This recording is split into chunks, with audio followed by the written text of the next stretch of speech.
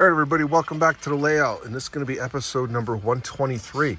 It marks the first episode of 2025, so Happy New Year to all my subscribers and anyone who is watching this video. So we're going to start off where we left off, and that's River Street. And based on the intro I put together, it's definitely going to be a new way of operating on this layout.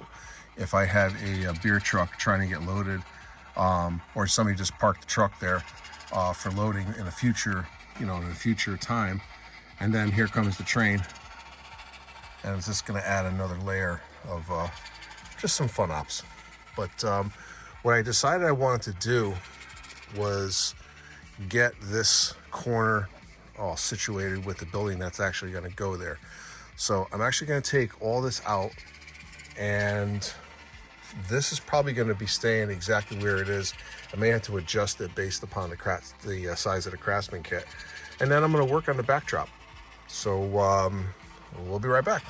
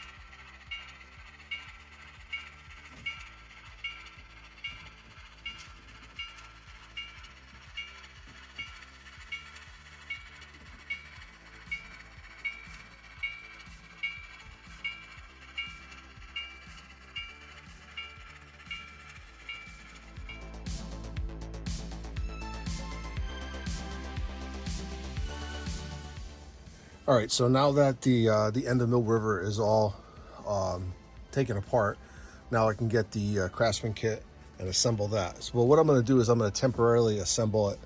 And if you don't remember from the last video, this is the kit I'm going to be using, ITLA scale models. And you can build this 3 different ways, but I'm going to do this way right here where the corner actually comes out. So let me get the walls out, get them all taped together, and then you'll see the end result. All right, so I got the building in place, and it will have a loading dock as well. And what's cool about this loading dock is that's how it comes, right from the factory. So they laser cut the actual weathering right into the individual boards. So very well done. So this is going to be the Bigelow Boiler Company. So I just have to figure out the placement of this, if I have to extend that track or not. So that's going to be the next thing, is just getting this into position, and then we're going to get the start the backdrop process. So here's the River Street Fish Company back in place, and then this is how it's going to look. So far, so good. So let's go over and I'll show you all the different backdrops I have to choose from, and then we'll start selecting a few. We'll be right back. All right, so I got some background buildings selected out, and wasn't sure the look I was actually going for. So I tried to select a few that maybe were run down and not so much. So I'm using both HO scale and N scale backdrops. So for example, this one right here, move this one out of the way. If you look at this, that's N scale, and then the same one in HO. So, and I do have a couple examples of both HO and N scale in the same backdrop. So I'm going to mix and match them and try to figure out what's actually going to look really good. So I believe one of my viewers asked about that one there.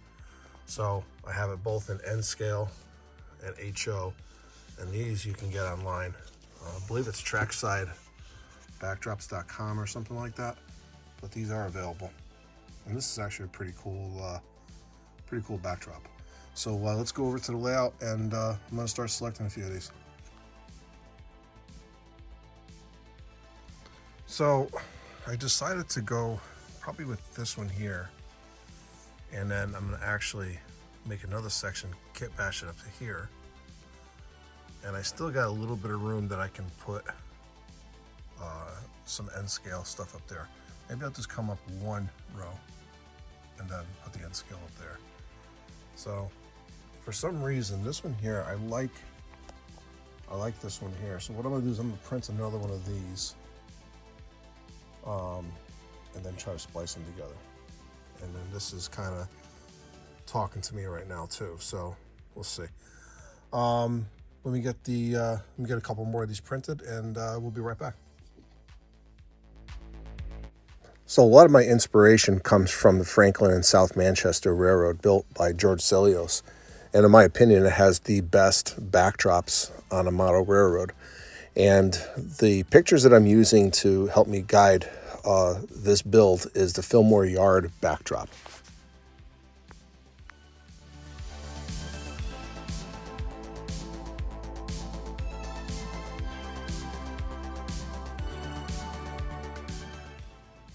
All right, so I changed my plan a few times already, but I'm kind of liking this look right now.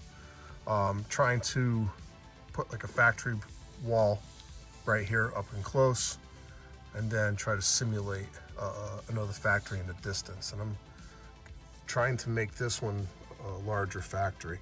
And then this will be the rear of the brewery, so I'm gonna raise that up. And then I found this piece, and that's gonna fit over here. So it's definitely coming along. I'm trying to figure out where to put this one. So might be over in this area over here. So I want to make this look like very heavy industrial area, which so far it's looking like. So all right, we'll be back. All right, so I got this part pretty much all set. This is the initial concept. Right now I like it, but one of the things that I noticed, I want to change possibly the height of this. I might bring it down just a touch and then adjust this backdrop here. It looks good, but it's just too square, I think.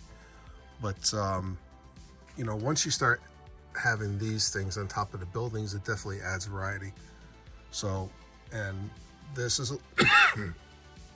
excuse me, this is lower than this roof line, and this is lower than this one, and then this one's higher. So I try to put some variety in there, but I think I'm gonna have to adjust this area here. But I really wanted just to have that appearance that it slowly steps up from the bottom here where No River is, to the tracks, to the first level, and so on and so forth. So I think I can probably